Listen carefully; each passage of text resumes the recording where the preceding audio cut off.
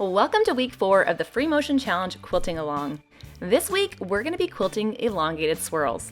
This design is so fast to quilt because there's no traveling or touching, which means it's perfect for busier fabrics, as an all-over design, or as a filler. I'm going to show you how to quilt it, but be sure to hang around to the end, because I will show you how easy it is to take this simple shape and make a really neat border design. This particular design is going to start out with a nice long swirl. It doesn't have to be super round, just nice and long so it takes up a lot of space. Now once that's finished, I'm going to echo my way back around until I start to run into something else. So there's no traveling, no touching, and as soon as that happens, I'm going to change direction and echo back the other way. This is a very echo heavy design, and that's what really helps it go nice and fast. It doesn't matter which side of the swirl that you echo, just as long as you fill it in and build it up. Echo it as many times as you want, but when you're ready to quilt your next swirl, quilt the same shape, extending it in a different direction. Since this is an all-over design, I want it to go in a lot of different directions so that it has nice movement and texture without drawing attention to any particular area.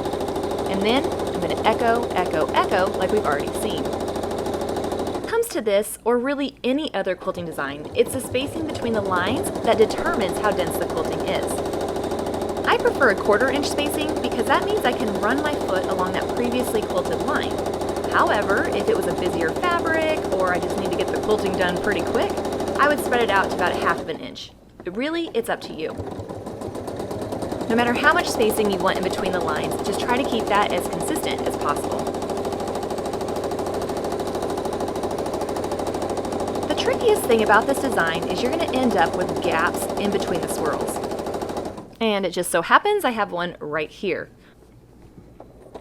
I'm just going to use echoing to fill it in. I mean, come on, you knew I was going to say that, right? It doesn't matter what you echo or really what you put in there. If the spacing between the lines is the same as the rest of your design, it's going to look nice. So just echo it until you have room to quilt your next swirl, and then repeat the steps again. So even if your echoing results in some weird looking shapes like mine does, it's going to look fine because everything is filled in, and it's more important that you don't leave any gaps than having it perfect. So you're not only using echoing to build up the design and fill in those weird gaps, you're going to also use it to maneuver around the area, echoing around what you previously quilted so that you don't find yourself stuck. If you've been quilting along with me in this Free-motion Challenge, this is our 4th week of swirls, so hopefully you've noticed your swirls getting a little bit more round and not so squared off. If you're still struggling with them, let me encourage you to maybe quilt a little faster. Sometimes that momentum will really help carry you through and give you those nice round curves. So as you're quilting the swirls in all different directions, going around it and trying to keep the spacing as consistent as possible, you're going to keep doing that until the whole area is filled in. And remember, just like our previous swirl videos, it's more important that the whole area is filled in. We're not looking to quilt perfect swirls, we're just making sure that there's no gaps, which will be more noticeable than any mistakes that we might quilt. And there we have a great all-over design that adds movement, has beautiful texture, and is really fast to quilt. Now in this video, I'm using a contrasting thread so you can really see what I'm doing. Using a thread color that matches or coordinates with the color will just let you see that beautiful all-over texture. If you're quilting along with me and you purchase a thread kit, go ahead and use the darker color option so that you can see where you're going. Also, I've added some large cones of the same thread to the website, so if you really like thread or you're working on a long arm, you can check that out. I do like to say, if quilting is my therapy, then threads are my meds. The best part about this design, once you learn how to quilt the basic shape, you can turn it into an amazing border design. Instead of quilting the elongated swirl in all different directions, you're going to quilt them in a row. So I'm starting by quilting that elongated swirl out in front towards the middle of my border. And you know the next part, I'm going to echo, echo, echo around my swirl. But the important thing is I want to end up where the 2 swirls come together. At this point, you could either start your next swirl or echo around a previously quilted swirl. Either way, this is where you want to be when you start your next swirl, which is going to extend out in front of the one you just quilted, and it's going to face the opposite direction. If you don't want to echo all the way back to the previous swirl, you could just run into your previous line and then go the other direction.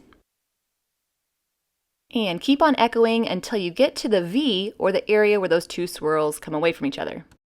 Now, as you're quilting this design along your border, remember, we're going to come back and fill in around it later, so I'm trying to keep it towards the center, and I'm reminding myself that even if I'm not loving how it looks, it's going to be fine once I fill everything in around it. So I'm going to repeat this along the border, quilting them out in front of each other, changing directions so they face away from each other, and trying to keep the spacing as consistent as possible. This is a design that I love to do on the long arm and the sewing machine. The only difference is on a sewing machine, you can change the orientation of your quilt, whereas on a long arm, you have to learn the design in all different directions. But no matter what kind of machine you're using, this design is going to be perfect for your quilts. Quilting a border design is all fun and games until you run into the corner. Then it gets really hard. I'm just kidding, it's not that hard at all. What you're going to do is keep quilting your swirl chain along your border, and I'm not even worrying about the corner until I get there. Once I have a swirl that extends into that corner, I'm still going to echo around it, still going to fill it in, and still go to that V where the swirls come apart. The only difference is when I go to quilt my next swirl, I'm going to make it go in the next direction, which here would be vertical. And then continue on. Now this is where, if you were quilting on a sewing machine, you could change the orientation of your quilt, but on a long arm, we're going to go ahead and quilt the next direction.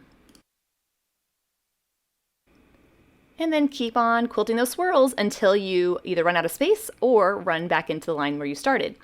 But once you're done with your swirl chain, then it's time to fill in around it. We don't want to leave those gaps unquilted. So on one side, I'm going to use echoing to fill it in. Now, echoing is a great filler if you don't want the swirl to stand out too much.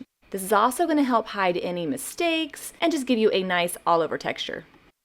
But if you want to stand out a little bit more, or you want to try some different fillers, the wishbone is a great design. It can fill in those irregular spaces, it adds a little bit of contrast, and I just love how quick and easy it is to quilt. Now, this isn't the first time we've seen wishbones. We actually saw this in the first Free-motion Quilting Challenge, so if you want to learn a little bit more about how to quilt those, you can check out that video. If wishbones aren't your thing, you can use a different filler. Try the pebbles like we learned last week, or smaller swirls. Now it's your turn. If you're quilting along with me on the Free-motion Challenge Quilting Along, go ahead and fill in one of the areas with that elongated swirl, and you can try the swirl chain in one of the borders as well. You can also check out the description box below because I have links to quilting diagrams as well as supplies, and in the diagrams I give you tips and suggestions on where to place your designs. And if you like this video series, go ahead and subscribe to my YouTube channel so that you don't miss next week's video where we're going to take this elongated swirl and add a little bit of traveling to make a stunning design. I'll see you then!